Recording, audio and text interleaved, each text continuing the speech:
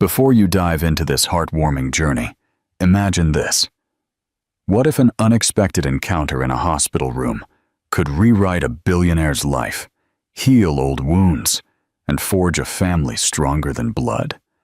If you believe in the power of chosen love, second chances, and the simple gestures that change everything, then hit that like button right now.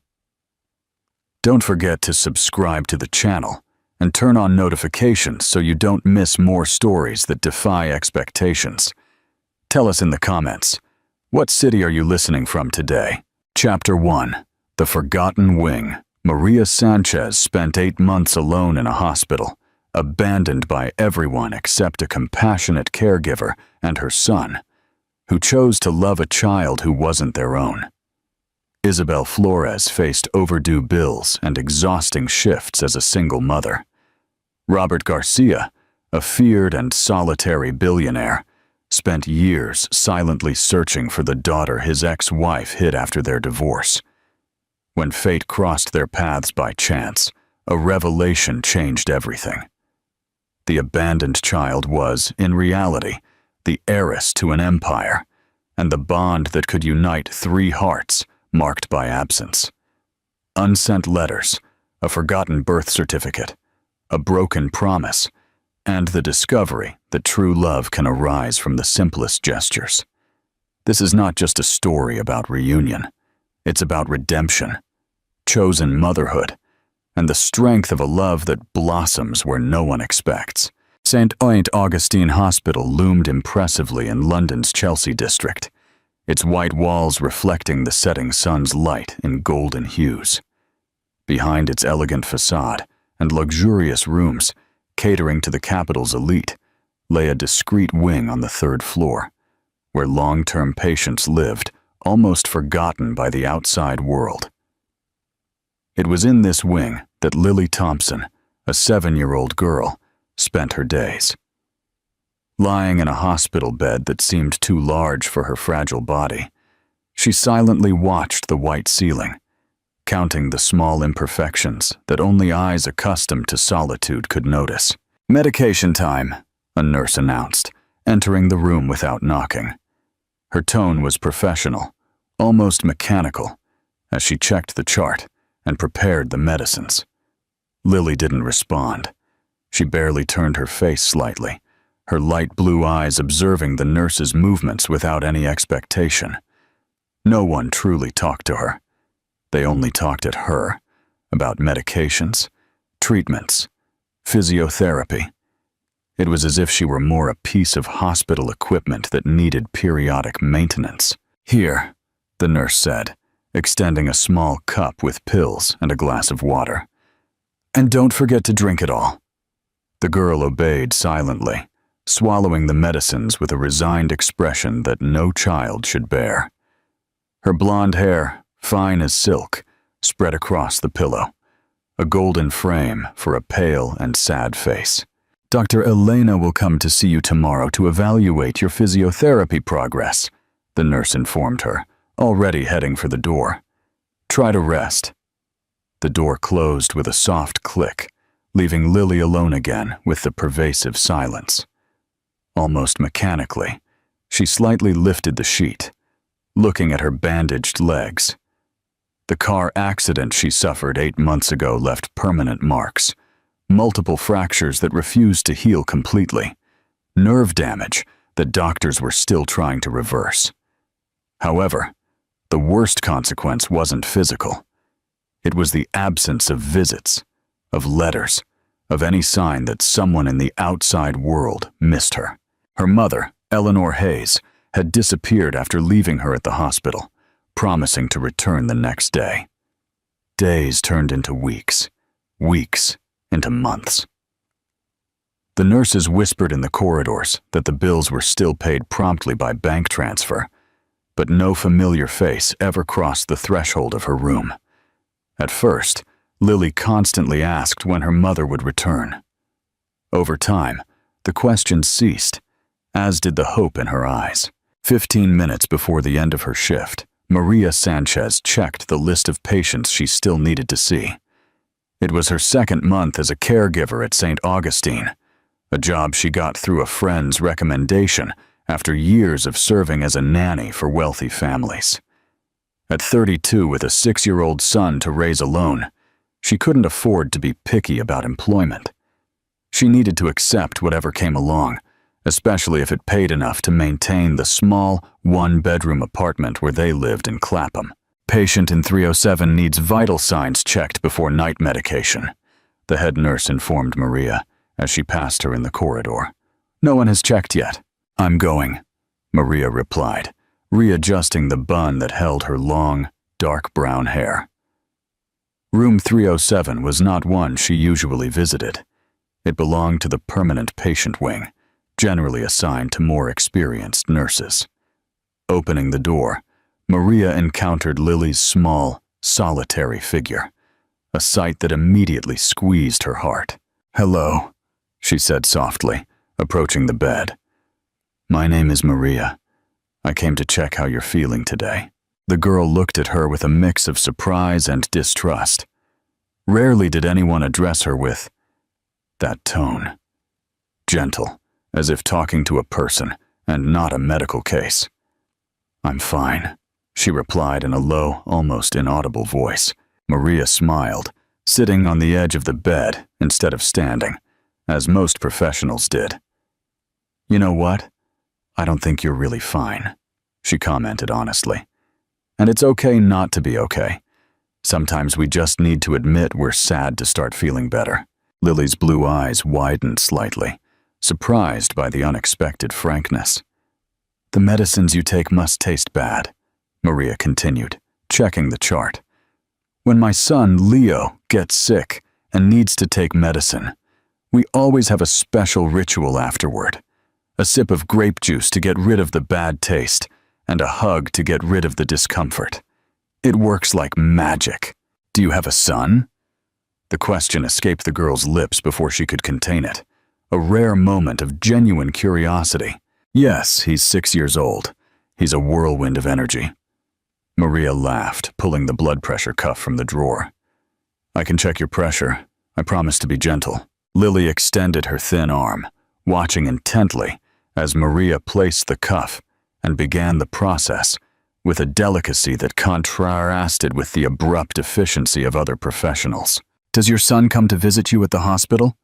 the girl asked, while Maria recorded the results in the chart. "Sometimes. He stays with my neighbor while I work.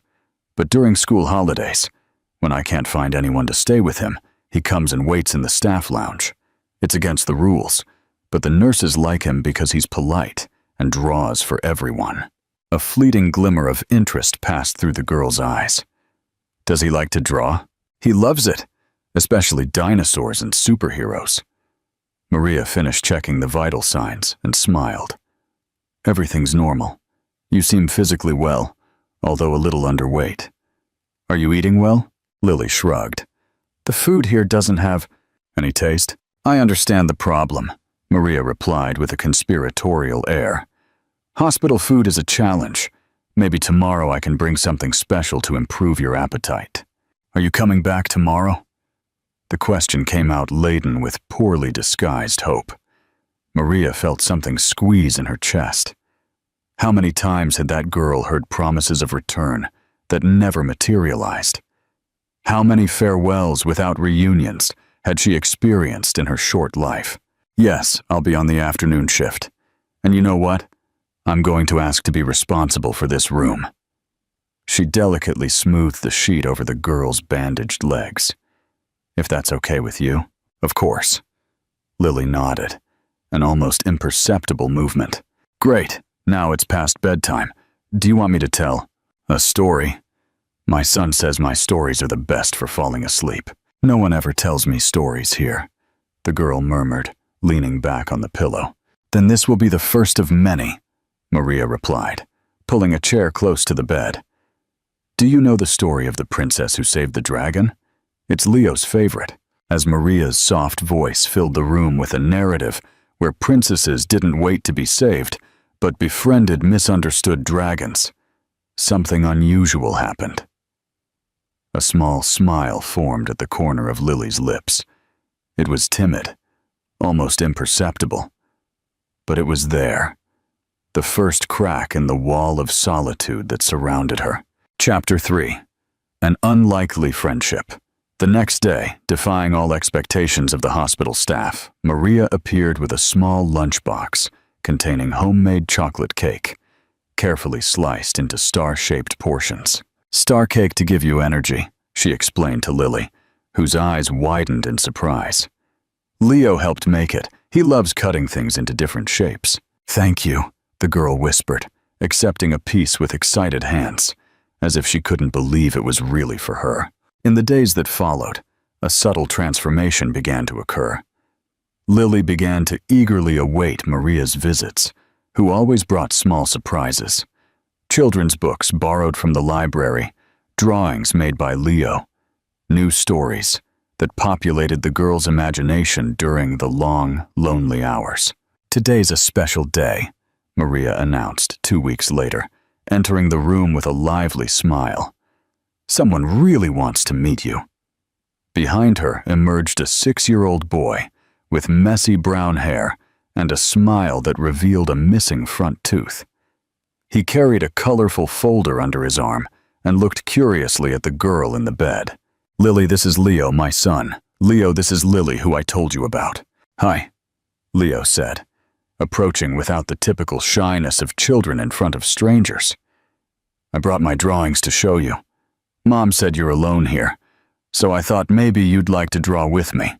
Lily observed the boy with a mix of surprise and fascination. He was the first child she had seen in months, since she was admitted. I don't know how to draw," she confessed in a low voice.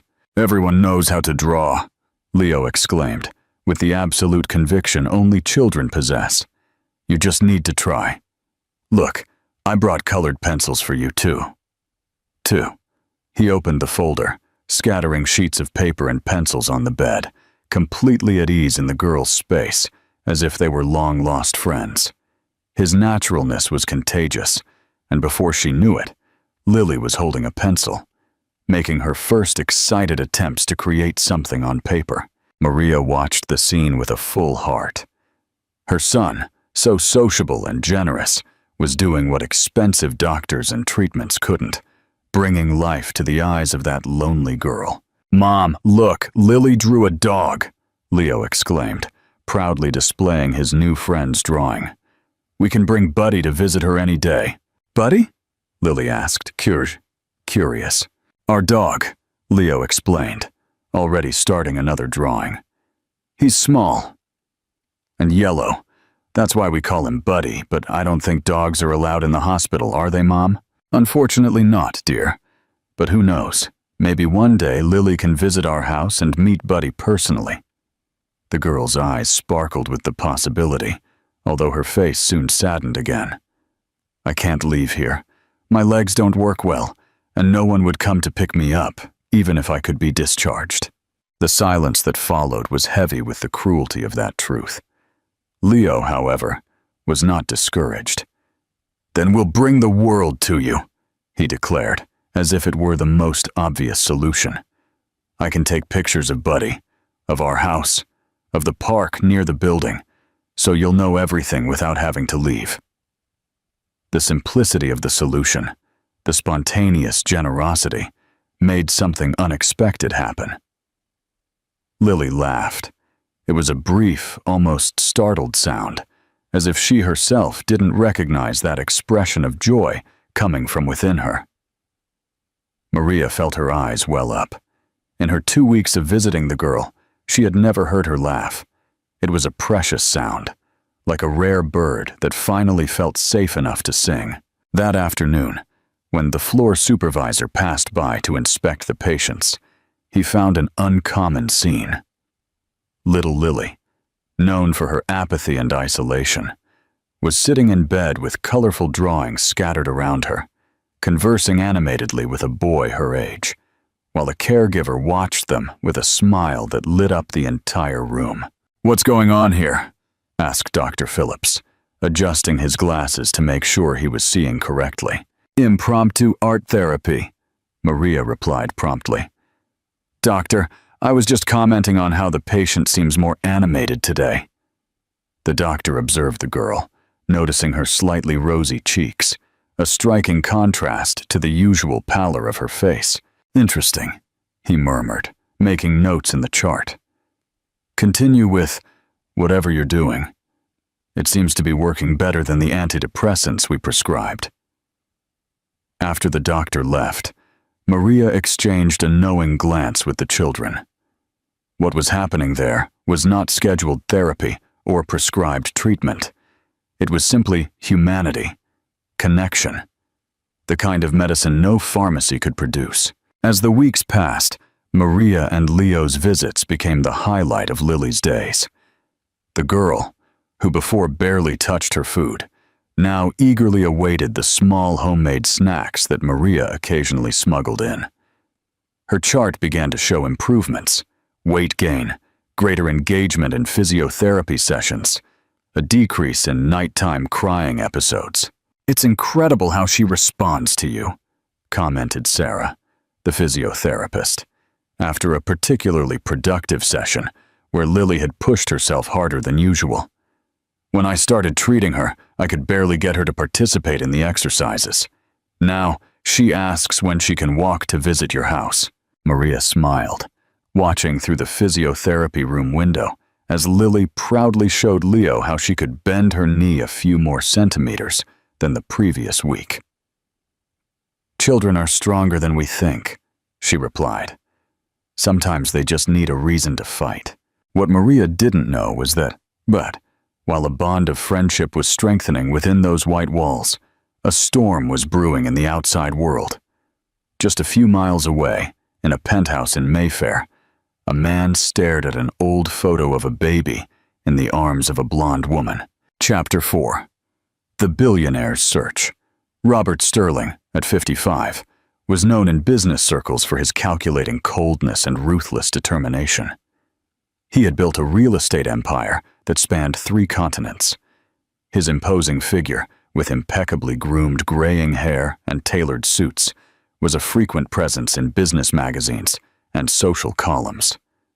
What few knew, however, was that behind that facade of absolute success lay a wound that had never healed. His missing daughter, taken by his ex-wife after a bitter divorce when she was just a baby. "Any news, David?" he asked the private detective sitting opposite him, a man he had hired years ago to find his daughter. "Nothing concrete yet, Mr. Sterling. We're still tracking Eleanor's bank movements, but she's been extremely cautious. We know she's somewhere in Europe, probably France or Switzerland, but we can't locate the child." Robert sighed, a rare display of weakness. "Lily would be 8 next month. 8 years, David. 7 years have passed since Eleanor took her, and we're still at the same point." The detective shifted uncomfortably in his chair. "Mr. Sterling, with all due respect, perhaps it's time to consider other possibilities. Ms. Eleanor, could she have—" "No," Robert's voice cut through the air like a blade. "My daughter is alive. I would feel it if she weren't. And I will find her, no matter how long it takes." What neither of them could imagine was that fate had already woven the threads that would reconnect them, and that little Lily, the girl Robert tirelessly sought, was less than an hour away, drawing smiles alongside a boy who, against all odds, had become her first true friend. St. Augustine Hospital, with its silent corridors and impeccably white walls, kept secrets and stories that rarely passed beyond its automatic doors. Behind the numerical plaques identifying the rooms, entire lives unfolded in microcosms of pain, hope, loss, and occasionally, small miracles. In room 307, one of those small miracles happened daily, far from the eyes of the administration and the hospital's rigorous protocol. "Look what I brought today," Maria whispered, carefully closing the door behind her. From her bag, she pulled out a small portable projector. "Leo found it in our neighbor, Mr. Harrison's closet. He said we can borrow it for a few days." Lily's eyes lit up. In recent weeks, her face had come alive. Her once pale cheeks now had a slight blush, and her blue eyes, previously dull with sadness, shone with renewed childlike curiosity. "What is it for?" she asked, observing the object with fascination. "It's a surprise. As soon as it gets dark, you'll see." The afternoon passed slowly, filled with physiotherapy sessions that Lily now faced with determination, no longer with the apathetic resistance of before.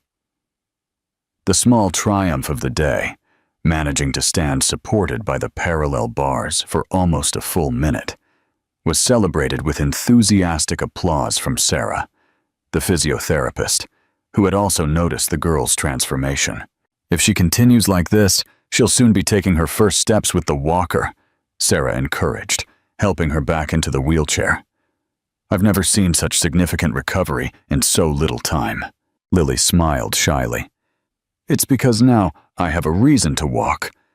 I want to meet Buddy, and Leo said he'll teach me to play ball when my legs get stronger." Sarah exchanged a meaningful glance with Maria, who was waiting to take Lily back to her room. Both knew how therapeutic that friendship with Leo was, more effective than all the expensive treatments and medications the hospital offered. When night finally fell, Maria returned to the room with Leo, who carried a small backpack with a mysterious air. "Ready for the surprise?" the boy asked, practically jumping with excitement. "Mom said we can turn your room into a movie theater today." With Maria's help, the curtains were drawn, creating the necessary darkness. Leo pulled a white sheet from his backpack, and they hung it improvisationally on the wall opposite the bed. Maria connected the projector to her phone, and in seconds, colorful images filled the white sheet. "A movie!" Lily exclaimed, amazed. "I've never watched a movie in the hospital before." "It's not just any movie," Leo explained, climbing onto the bed next to his friend, with the naturalness of someone who already felt completely at ease there. "These are videos I recorded so you can get to know our world out there." The images filling the makeshift screen were home videos. Leo showing his small apartment, the dog Buddy running down the hallway, the nearby park with its swings and slides, the sunset seen from the kitchen window. Narrated by the boy's lively voice, the simple videos took on an almost magical quality. Windows to a world beyond the hospital walls that Lily was rarely allowed to leave. "And this is the way Mom and I come to visit you," Leo explained, as the video showed the view from the bus window. "Look at that big tree. They say it's over 100 years old." Maria watched the two children, noticing how Lily leaned forward, absorbing every detail, every color, every fragment of the outside world. Her eyes reflected the projected images, mirrors of a deep desire for freedom and connection. It was during this impromptu cinema session that fate chose to act. The room door opened unexpectedly, revealing the severe figure of the night supervisor, Ms. White. "What's going on here?" Her voice cut through the air like a sharp knife. "Visits are only allowed during regular hours, and this is clearly not an authorized procedure." Maria quickly stood up, positioning herself between the children and the supervisor, as if she could physically protect them from the intrusion. "Ms. White, may I explain? It's an alternative therapy that's helping Lily in her recovery. Dr. Phillips is aware of my son's visits." The supervisor raised an eyebrow, clearly skeptical.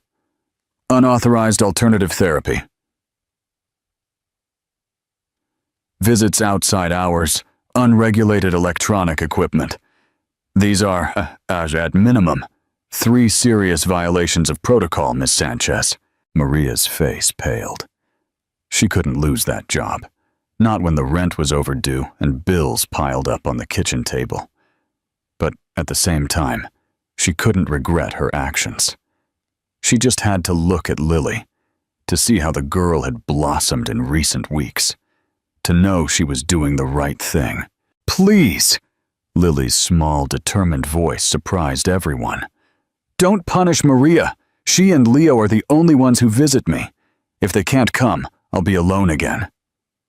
The raw sincerity in the child's words created a brief moment of silence in the room.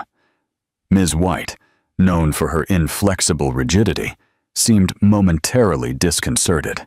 "Rules exist for a reason, Lily," she finally replied, her tone slightly softer. "But I'm just going to document the incident and leave the final decision to Dr. Phillips tomorrow. Now it's time to close this session.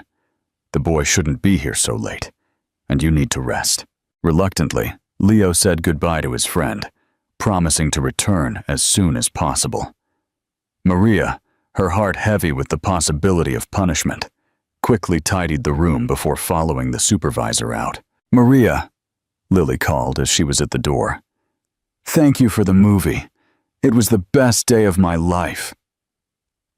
Those simple words, laden with genuine gratitude, confirmed for Maria that, regardless of the consequences, she had made the right choice. Chapter 5. The Truth Unveiled. The next day, the tension was palpable as Maria waited to be called to Dr. Phillips's office. Leo, sitting beside her in the small staff lounge, held her hand tightly. "Everything will be okay, Mom," the boy assured her, with a confidence that only children can maintain in the face of adversity. "Lily will tell them how you make her happy, and they won't be able to send you away." Maria smiled, caressing her son's hair.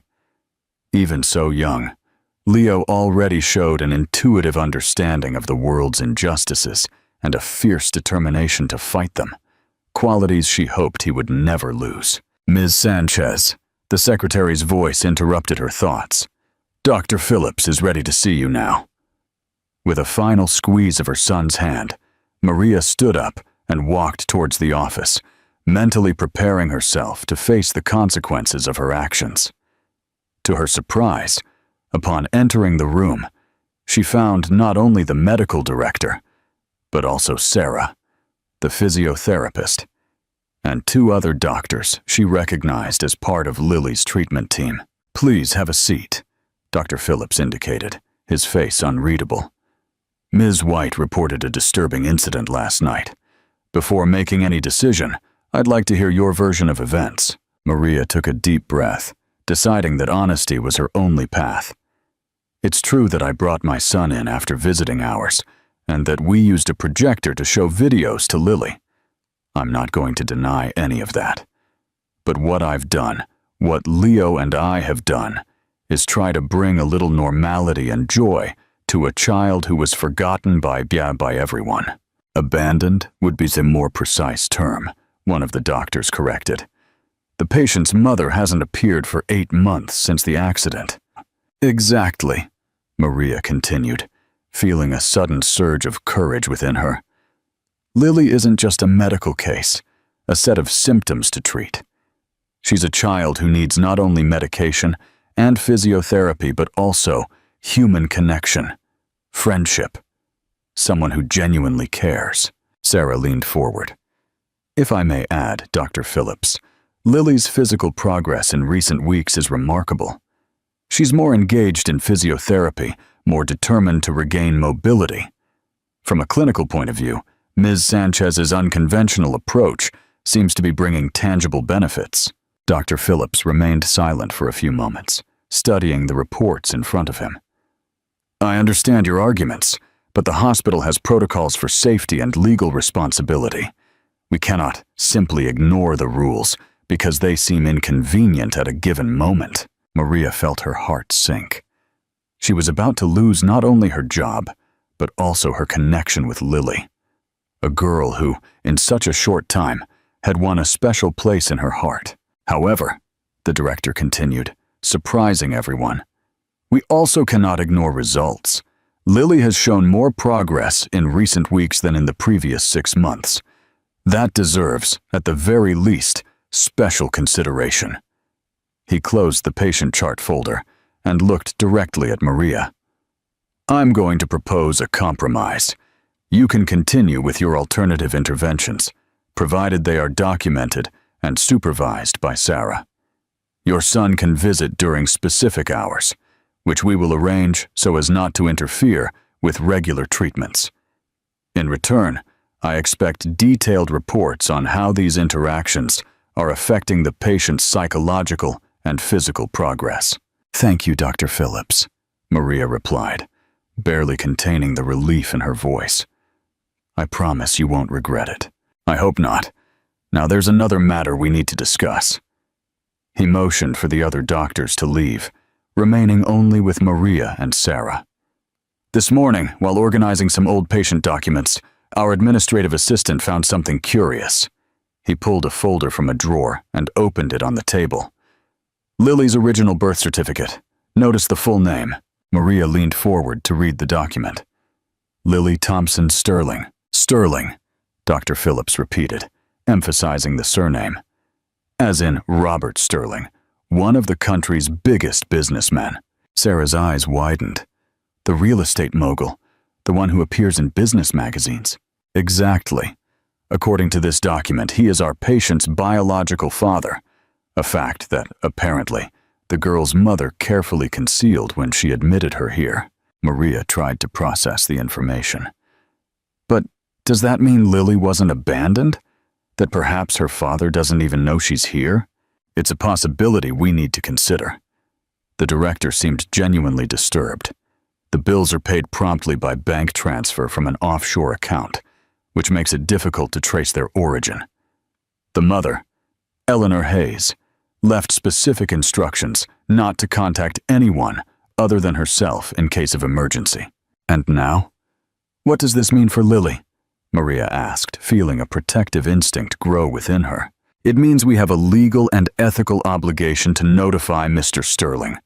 If he really is the child's biological father and doesn't know her whereabouts, we are potentially contributing to a situation of parental alienation by keeping the child here without his knowledge." A heavy silence fell over the room as the implications of that discovery settled in. For Maria, a whirlwind of contradictory emotions arose. Joy at the possibility of Lily having a family, fear of losing her connection with the girl, concern about how this revelation would affect her emotionally. "When do you plan to contact him?" she finally asked. "We are preparing a careful approach. He is an extremely powerful and influential man. We need to be absolutely certain before making any accusations or revelations." Dr. Phillips closed the folder. "In the meantime, I ask for complete discretion on this matter. Lily has already been through enough trauma. We don't want to create expectations that might be frustrated." Maria nodded, fully agreeing with the need to protect the girl from further disappointments. Leaving the office, she found Leo exactly where she had left him, diligently drawing in his notebook. "So, Mom, are we in trouble?" he asked, raising his anxious eyes. "No, my love. Actually, we can continue to visit Lily. Now it's official. It's part of her treatment." The smile that lit up her son's face was exactly what Maria needed to momentarily push away the worry about what the recent revelation might mean for the future of the little friend they had welcomed into their hearts. Chapter 6. The Reunion. Robert Sterling's penthouse in Knightsbridge was a monument to modern architecture. Expansive open spaces, floor-to-ceiling windows offering panoramic views of the city, furniture combining elegance and functionality. It was a home that perfectly reflected the man who inhabited it. Imposing, impressive, but strangely devoid of human warmth. That morning, Robert was drinking his coffee while glancing through financial reports, a routine as established as the sunrise. His personal assistant, John, quietly entered the dining room. "Sir, Detective David Clark is here. He says he has urgent information." Robert looked up from his documents, suddenly alert. "Send him in immediately." David Clark was not the type of man to be easily impressed. After 20 years investigating complex cases, from corporate embezzlement to mysterious disappearances, he had developed a professional impassivity that rarely broke. However, that morning, his demeanor betrayed an unusual agitation. "We found her, Mr. Sterling," he said, without preamble, as soon as he entered the room. "Lily, we know where she is." Robert stood up so abruptly that his chair almost toppled backward. Where? How is she? Is Eleanor with her? She's in London, sir. Actually, she's been here all along. David placed a folder on the table. At St. Augustine Hospital. Admitted 8 months ago after a car accident. An accident. Robert's voice faltered, a rare display of emotion. Is she all right? She suffered serious leg fractures, with some permanent sequelae. She's receiving intensive treatment, but… David hesitated, clearly uncomfortable with the next piece of information. Eleanor abandoned her at the hospital, sir. She left the child there and disappeared. She continues to pay the bills remotely, but she hasn't visited her daughter in 8 months. A deadly silence filled the room as Robert absorbed the information. His daughter, the girl he had been desperately searching for 7 years, was less than an hour away, alone in a hospital, dealing with the consequences of an accident without family support. How did you find out? He finally asked, his voice a mixture of rage and pain. It was almost accidental. One of our contacts in the banking system flagged a regular transfer to St. Augustine Hospital from one of the accounts we monitor. We investigated further and found the original birth certificate in the hospital's archives. Your name is listed as the biological father. Robert walked to the window, his back rigid, as if carrying the weight of the world. For years, he had imagined what the reunion with his daughter would be like, perhaps in some distant country, having to deal with Eleanor's resistance, possibly facing the distrust of a child who would have only heard her mother's side of the story. He never imagined this scenario.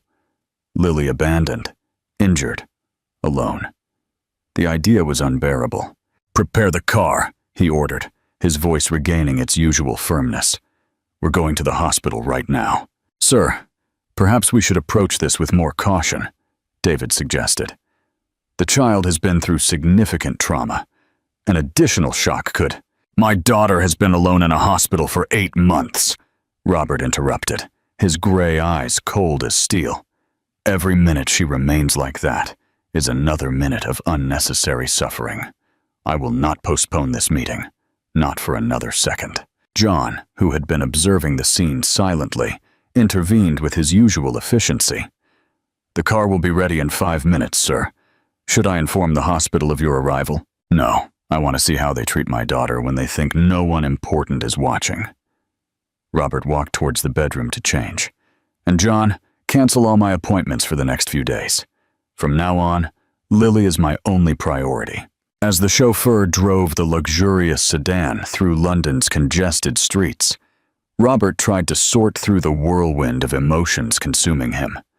Anger at Eleanor for abandoning her own daughter, guilt for not having found Lily sooner, fear of how the child would react to him, a stranger suddenly appearing claiming to be her father.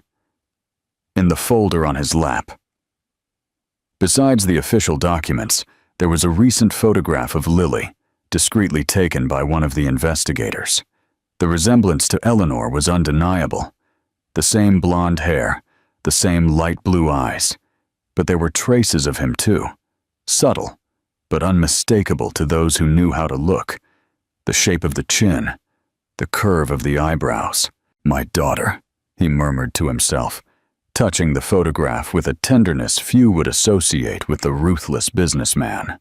"I will never leave you alone again." At St. Augustine Hospital, completely unaware of the approaching storm, Lily was experiencing one of the happiest moments since her admission. For the first time, Dr. Phillips had authorized a walk in the hospital gardens, a small green area exclusive for recovering patients, rarely used by the medical team due to logistical complications in transporting patients there. Maria pushed her wheelchair while Leo ran ahead, pointing to every flower, every insect, every small natural wonder he found, as if he were the official guide of that expedition to the outside world. "Look, Lily, a blue butterfly," he exclaimed, running back to show the insect that delicately perched on a nearby flower. The girl's face glowed with a pure joy that completely transformed her features. The autumn sun gently warmed her skin, so accustomed only to the artificial light of hospital rooms, and the gentle breeze played with her blonde hair. "It's the first time I've seen a real butterfly," she confessed in a low voice. "I had only seen them in books and on TV before." Maria felt her heart ache at that realization. A 7-year-old girl who had never seen a real butterfly until that moment. How many other simple and wonderful experiences had Lily missed out on? "We're going to make a list," she decided impulsively, "of all the things you want to experience, and little by little, we'll make each one happen." Lily's eyes lit up with the promise. "Can we start now? I have so many things to put on the list." "Of course, Leo, bring your notebook and pencils here, please." Sitting under the shade of a leafy tree, the three began to compile Lily's list of first times. Among the simple desires of a child, to try pistachio ice cream, to have a picnic, to have a glitter sneeze. There were also bigger dreams that revealed the depth of her isolation. To have a birthday party with friends, to visit a real school, to hug a dog. "And what else would you like to do that you've never done before?" Maria asked, after several pages were already filled with Leo's neat handwriting. Lily was silent for a moment, thoughtful. When she finally spoke, her voice was almost a whisper. "Meet my dad." The sincerity of the answer hit Maria hard. With all the joy of the outing, she had almost forgotten the morning's revelation, that Lily's father was none other than Robert Sterling, and that he probably didn't even know of his daughter's existence. "He never came to visit you?" Leo asked with the direct curiosity typical of children. "I don't know who he is," Lily simply replied. "Mom never talked about him.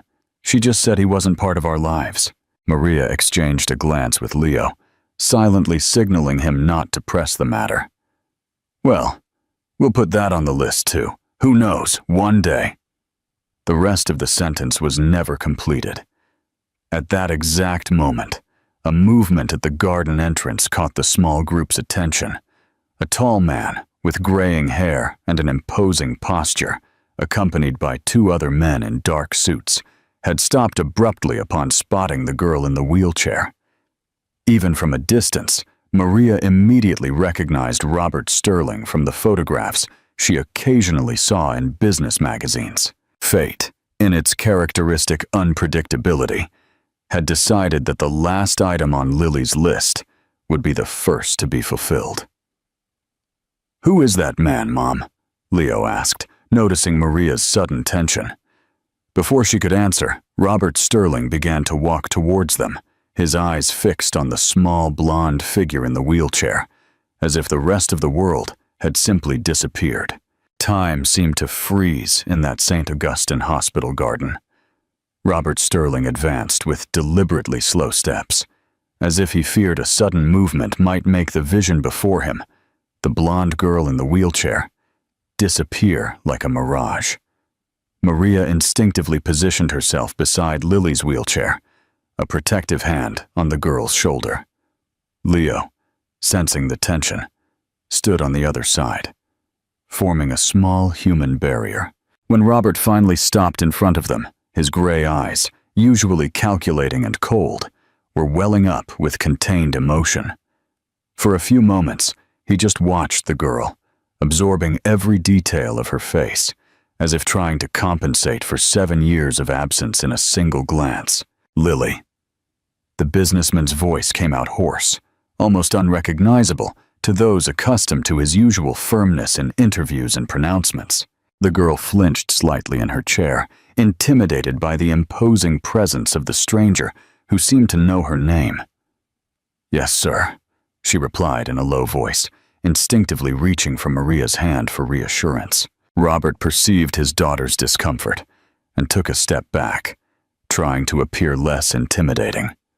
"My name is Robert Sterling," he introduced himself formally, as if in a business meeting, and not in front of the daughter he had been searching for years. "I believe we need to talk." "Are you a doctor, sir?" Lily asked, confused by the presence of this elegant man who clearly wasn't wearing a lab coat or hospital ID. A sad smile briefly crossed Robert's face. No, I'm not a doctor. He hesitated, uncertain how to proceed, how to summarize the complexity of the situation in a few words. Mr. Sterling, Maria interjected, recognizing the man's dilemma. Perhaps this conversation should take place in a more private setting, with Dr. Phillips present. Lily is enjoying her first outing in the garden in many months, and it would be a shame to interrupt this special moment.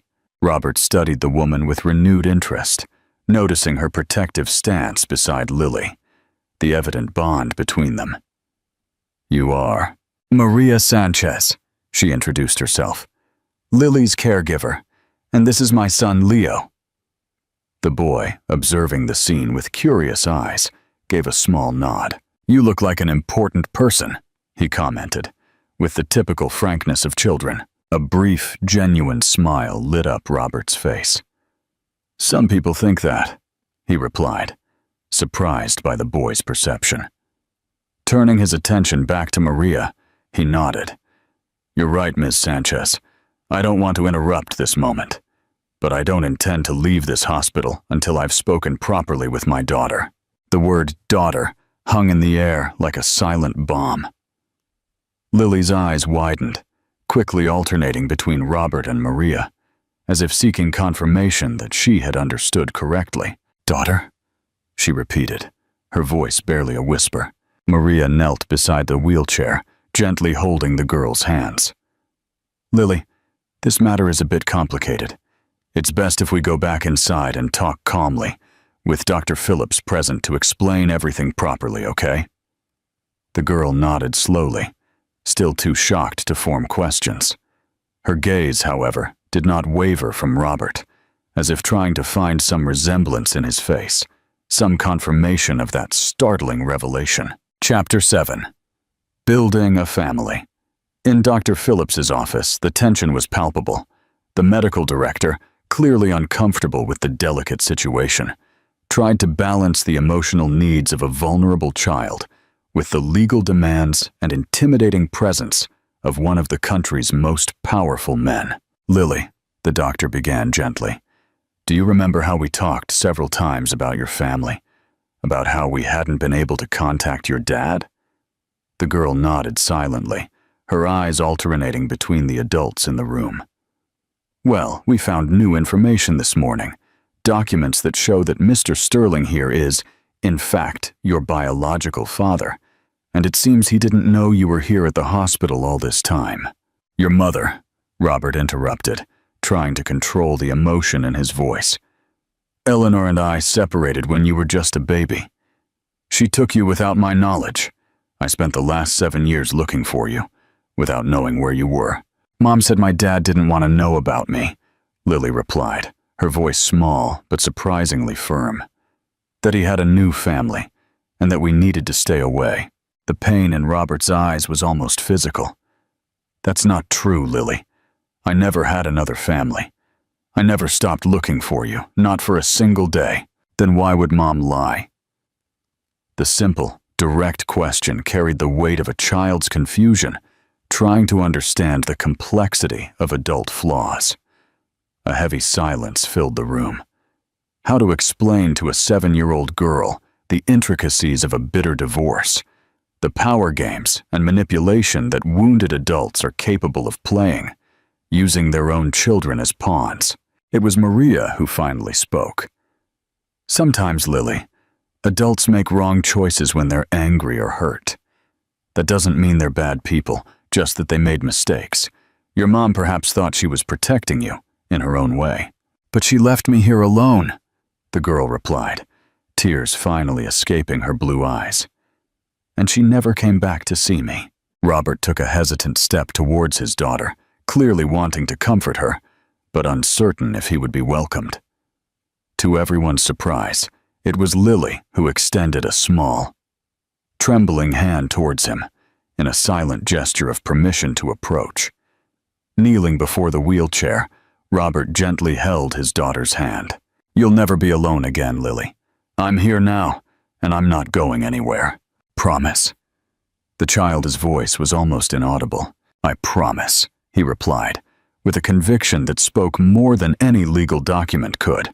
The following weeks were a period of adjustment for everyone. Robert, with his influence and resources, completely transformed Lily's treatment. The best specialists in spinal cord injuries were consulted, state-of-the-art physiotherapy equipment was installed, and an entire hospital room was remodeled to provide more comfort and appropriate stimulation for the girl. However, to the surprise of the medical team, he didn't distance Maria and Leo from his daughter's life. On the contrary, after observing their interaction and realizing how the caregiver and her son had been fundamental to Lily's emotional well-being, Robert made an unusual decision. "I'd like to make a formal proposal," he said to Maria one afternoon as they watched Lily and Leo playing in the new recreational space installed in the girls' room. "When Lily is discharged, she'll need special care at home. I'd like you to continue as her caregiver, now on a full-time basis." Maria looked at him in surprise. "I appreciate the offer, Mr. Sterling, but I have my son to consider. Leo is settled in his school. We have our routine." "I understand perfectly," Robert replied, his tone softer than usual. "That's why the proposal includes a comfortable house for you and Leo, close to my residence, and a full scholarship for your son at the best school in the area. Plus, of course, a significantly higher salary than you receive here." The generosity of the offer left Maria speechless for a moment. It was an opportunity that would completely transform her and Leo's lives, freeing them from constant financial worries, from overdue bills, from the too small apartment. "Why are you doing this?" she finally asked. "You could hire any specialized nurse with much more experience than me." Robert watched the children playing, a smile softening his normally severe features. "Because in 8 months of solitude in this hospital, you were the only one who truly saw my daughter as a person, not just a patient. You and Leo brought light into her life when I couldn't be there." He turned to face her directly. "I'm a businessman, Ms. Sanchez. I know value when I see it, and what you two did for Lily is simply invaluable." 2 weeks later, the news everyone had been waiting for finally arrived. Lily was ready to be discharged from the hospital. Her progress in physiotherapy had been remarkable. She could now stand with minimal support and take a few steps with a walker. Doctors believed that with continued therapy, she might eventually walk with canes, although she would probably always need some support. On the day of discharge, the hospital seemed transformed. Staff who had barely noticed the girl's presence for 8 months now gathered to wish her good luck and say goodbye. Dr. Phillips personally supervised the final exams, visibly emotional, though he tried to maintain his professional demeanor. "Is everything ready?" Robert asked, entering the room where Maria was helping Lily dress in new clothes. A light blue dress that matched her eyes, personally chosen by Leo, who had insisted on participating in the shopping. "Almost," Maria replied, adjusting the ribbon in the girl's hair. "Just missing her new shoes." "Actually," Robert interjected, "I brought a surprise before we leave." He gestured towards the door, where an elegant, gray-haired lady was waiting. "This is Mrs. Adams, my housekeeper of over 30 years. She helped prepare a special surprise for you, Lily." The lady entered, carefully carrying a moving package. When she placed it on the bed, it revealed a golden retriever puppy with a big red bow on its collar. "A dog!" Lily exclaimed, her eyes wide with joy. It's for me." "All yours," Robert confirmed, clearly pleased with his daughter's reaction. "Leo mentioned you really wanted to meet Buddy, so I thought maybe you'd like to have your own furry friend." The girl extended her arms, and the puppy immediately approached, licking her face with enthusiasm, causing crystal-clear laughter to echo through the room. "What are you going to name him?" Leo asked, equally delighted with the animal. Lily thought for a moment, stroking the puppy's soft ears. "I think I'll call him Miracle," she decided, "because that's what he is, a miracle, just like finding my dad and having you both as friends." The adults exchanged emotional glances, touched by the child's simple yet profound wisdom. In that moment, the social and economic barriers that would normally separate Robert Sterling, the ruthless billionaire, and Maria Sanchez, the struggling single mother, seemed completely irrelevant. United by Lily's well-being, they had formed an improbable alliance that, without realizing it, was slowly transforming into something more. Chapter 8. The Sterling Home. The arrival at the Sterling estate was a surreal moment for Maria and Leo. The imposing electronic gate opened to reveal a property that seemed straight out of a movie, impeccably manicured gardens, and a main house that looked more like a small palace. "It's like a castle," Leo exclaimed, his eyes marveling at the surroundings. "It's too big," Lily commented, holding Miracle in her lap as she looked at the property from the car window. "I'll get lost in here." "Don't worry," Robert reassured her as he helped his daughter out of the vehicle. "We'll always be nearby to guide you. Plus, I've prepared a special surprise." He led the small group to the main entrance, where a discreetly installed elevator awaited. "To facilitate her mobility while she's still adapting to the walker," he explained. Inside the mansion, the surprises continued. The room prepared for Lily was any child's dream. Walls in soft shades of blue and green, a spacious bed with a canopy, shelves filled with books and educational toys. The most touching detail, however, were the framed photographs on the walls. Images of baby Lily in her mother's arms, next to a visibly younger and smiling Robert. "How did you get these photos?" the girl asked, fascinated by these fragments of a life she didn't remember living. "I kept every photograph, every memory," Robert replied, emotion evident in his voice, "for when I finally found you." The first few days in the Sterling mansion established a new routine. In the mornings, physiotherapy for Lily, with Maria always by her side offering emotional support. In the afternoons, private lessons for both children. Leo would attend the same school as Lily as soon as she was ready to return to a school environment. But in the meantime, they shared a tutor. Robert, always busy with his business, completely reorganized his schedule to be present. Important meetings now took place in his home office. Video conferences replaced trips previously considered essential, and his assistants received clear instructions that nothing took precedence over his newly found daughter's well-being. One afternoon, while watching Lily and Leo in the garden with Miracle, Robert found Maria contemplating the same scene from the balcony. "She's happy," he commented, positioning himself next to the caregiver. "Thanks to you," Maria smiled softly. "Thanks to all of us. Lily needed a family, and somehow we all became exactly that for her." The peace of that moment, however, would be brief. A few days later, an unannounced limousine pulled through the Sterling estate gates. From it descended two elegant figures with severe expressions. Clara Sterling, Robert's niece, and Henry Sterling, the businessman's older cousin. "We need to speak to Robert urgently," Clara announced to the housekeeper. "It's a family matter." "What brings you here?" Robert asked directly when he met them in the living room. "We're concerned, cousin," Henry began, his tone falsely cordial. "We've heard alarming rumors about a supposed daughter you suddenly brought home, and about staff living on the family property." "They're not rumors," Robert replied coldly. "Lily is my biological daughter, as DNA tests have confirmed. As for who lives on my property, that concerns only me." Clara leaned forward, her calculating eyes fixed on her uncle. "Robert, dear, we understand the emotional shock of discovering a daughter after so many years. But we have to think rationally. This situation has serious implications for the entire Sterling family, for the business, for the reputation we've built.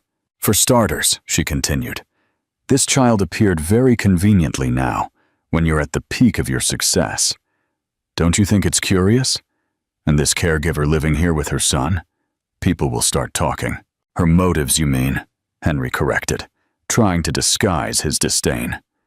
"Have you checked this woman's background? The Sterling companies have significant assets, cousin. You wouldn't be the first rich man to be manipulated by a touching story." "Let me clarify a few things," Robert said with icy calm. "First, Lily is my daughter, confirmed by genetic tests and official documents. Second, Maria Sanchez is a dedicated professional who was the only person to treat my daughter with dignity during 8 months of abandonment. And third, your concerns about the family and the inheritance are far too transparent." He stood up, signaling that the conversation was over. "The Sterling companies belong to me. The fortune you're so worried about was built by me, not inherited.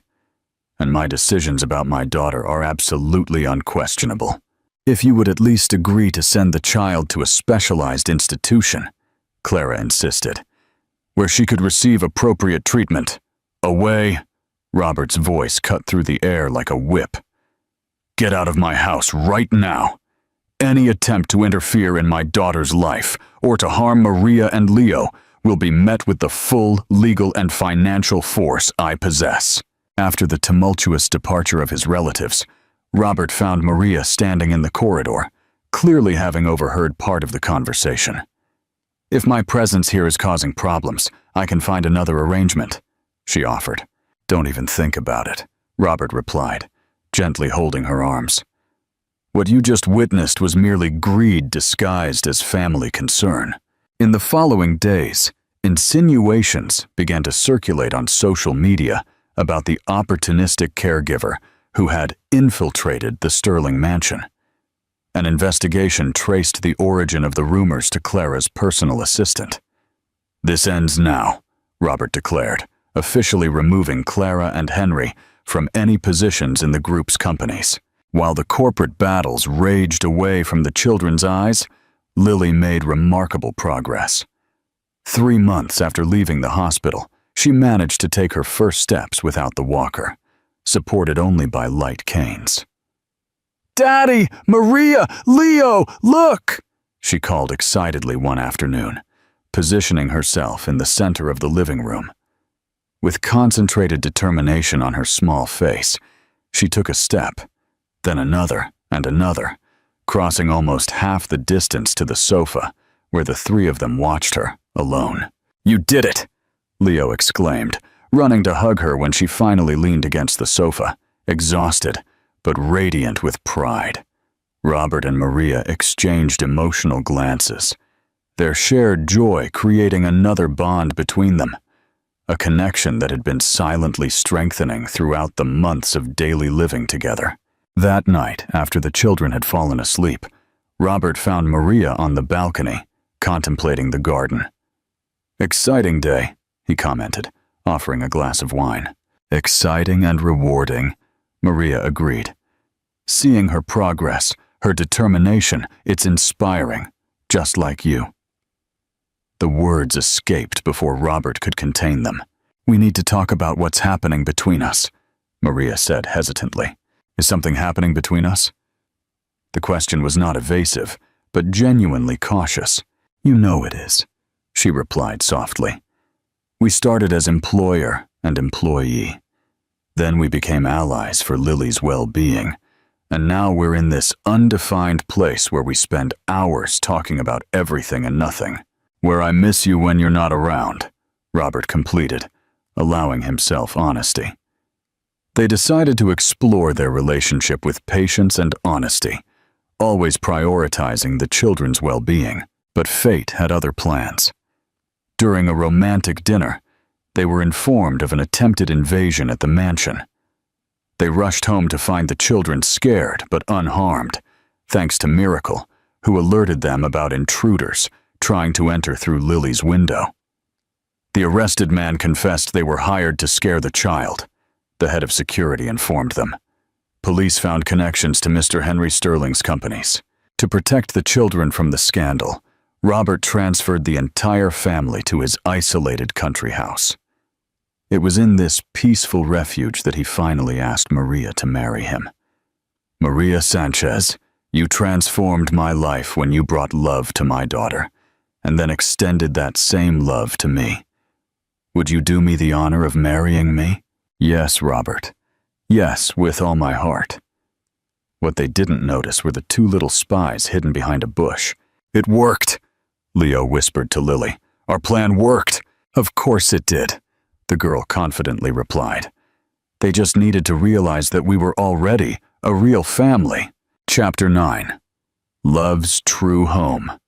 The wedding was celebrated in the garden of St. Augustine Hospital, symbolizing the journey that had brought them together.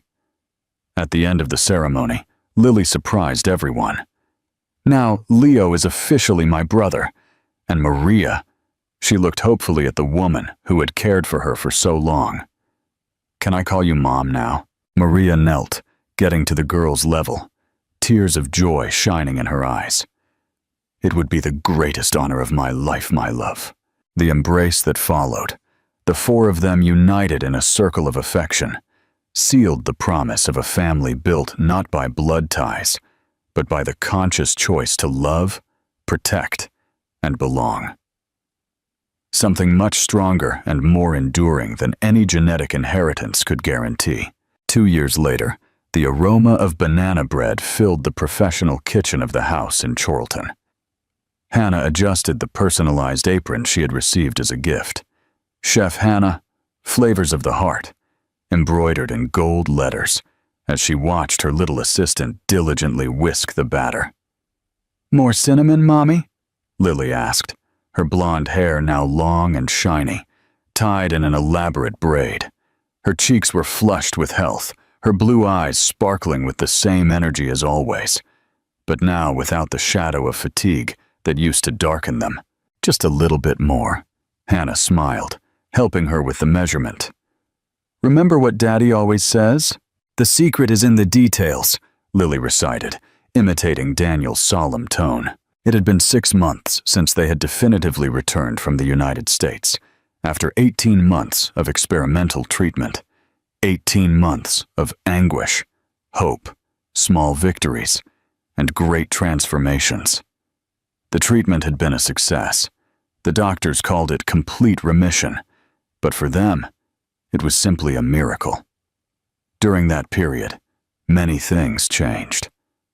The wedding, initially planned to be a grand celebration in Manchester, took place in an intimate ceremony in Boston, with Lily as maid of honor and flower girl. Daniel had insisted on keeping the banana bread tradition, importing all the specific ingredients Hannah used. It was also during that time that the lawsuit against Grace finally came to an end. The evidence gathered by Daniel and the testimonies of the nurses were overwhelming. The ex-nanny now faced not only civil, but also criminal charges, with evidence of negligence and manipulation in various cases over the years. Mommy? Lily's voice brought her back to the present. Do you think Sophia would like our banana bread? Hannah felt her heart squeeze sweetly. Since Daniel had told the full story of his first daughter, Lily had developed a special connection with the memory of the sister she never knew. In her room, next to the painting of the starry sky, there was now a framed photo of Sophia. I'm sure she would, my love, Hannah replied, kissing the top of her daughter's head. Especially because it has the secret ingredient. Love? Lily laughed, reciting what had become a family mantra. The sound of the kitchen door opening announced Daniel's arrival. He was still wearing his impeccable work suit, but now his eyes had a different sparkle, softer, more alive. What a wonderful smell that is. He approached, embracing both of them from behind. We're making the banana bread. Special, Lily explained excitedly. For the grand opening. Ah, yes, the grand opening. The dream that had begun with a culinary course had grown and transformed. In a few days, the Memories Delights, an intimate restaurant at the back of the house, would open its doors. The menu, created entirely by Hannah, was a celebration of comforting recipes, each dish telling a story of love and overcoming. And that reminds me, Daniel pulled an envelope from his pocket. It arrived today. Hannah took the envelope with trembling hands. It was the final result of Lily's latest tests, a confirmation that the nightmare had truly ended. "Open it, Mommy!" Lily jumped eagerly, scattering flour everywhere. Hannah's eyes scanned the document, tears beginning to form. "It's all perfect," she whispered. "All of it." Daniel hugged her tightly while Lily danced around the kitchen, leaving flour footprints wherever she went. "This deserves a special celebration," he declared. "How about we—" "I know," Lily interrupted. "Let's have a picnic in the greenhouse garden with banana bread and star stories." It was impossible to say no to that enthusiasm. Soon, a blanket was spread among the aromatic herb pots, plates and cutlery carefully arranged, the freshly baked banana bread exuding its irresistible aroma. "Tell it again," Lily asked, snuggled between her parents, a generous slice of banana bread on her plate. "How you met." Daniel and Hannah exchanged knowing smiles. It was her favorite story, requested and repeated hundreds of times. "All right," Daniel began, his voice soft. "It was an ordinary morning, and I had taken the wrong plane." "The rightest plane of your life," Lily corrected, as she always did at that part. "Yes, the rightest plane of my life," he agreed, winking at Hannah. And there was this beautiful flight attendant with a smile that seemed to light up the whole plane, and she had made banana bread. "And when I tasted that banana bread," Daniel continued, holding Hannah's hand, "something inside me awakened. Something that had been sleeping for a long time." "Your heart!" Lily exclaimed. "Sophia always said love tasted like banana bread, right?" "Exactly," Daniel smiled, looking at the sky that was beginning to show its first stars. And you know what? She was right. At that moment, as if by magic, a hummingbird flew over the garden, dancing among the freshly planted flowers. Lily clapped her hands, enchanted. "Look! It's the same one from 2 years ago, the one that knows how to fly backward." "And forward," Hannah gently added, "like life should be." Daniel watched his 2 guiding stars, feeling a peace he never believed possible again. The business empire continued to exist, but now it was managed with different values, different priorities. The fortune that once seemed empty of meaning had found its true purpose: to create memories, heal wounds, build happiness. "Did you know there's a new constellation on my ceiling?" Lily commented, nibbling her banana bread. "Daddy had it painted last week. It's our family's constellation." "Really?" Hannah asked curiously. "And what does it look like?" "It has 4 stars, Lily explained, drawing in the air with her finger. "One is me, one is Mommy, one is Daddy, and one is Sophia. That way we're never alone, even when the sky is cloudy." Daniel felt his eyes moisten. He was sure Sophia would approve, not just of the constellation, but of everything. The new family, the rekindled love, the chance to be a father again, to do differently, to do better. "And you know what the best part is?" Lily continued, her eyes sparkling with sleep and happiness. "Our constellation is shaped like a banana bread." Laughter echoed through the garden, while the sky filled with stars, real and imaginary, old and new, all shining with the same intensity over that family that was built from the improbable, from the unexpected, from the wrong flight that proved to be so right. I hope you enjoyed today's story. If you did, please subscribe to the channel so you don't miss more stories like this. Give it a like and comment below what you thought of the story. We'll see you in the next video.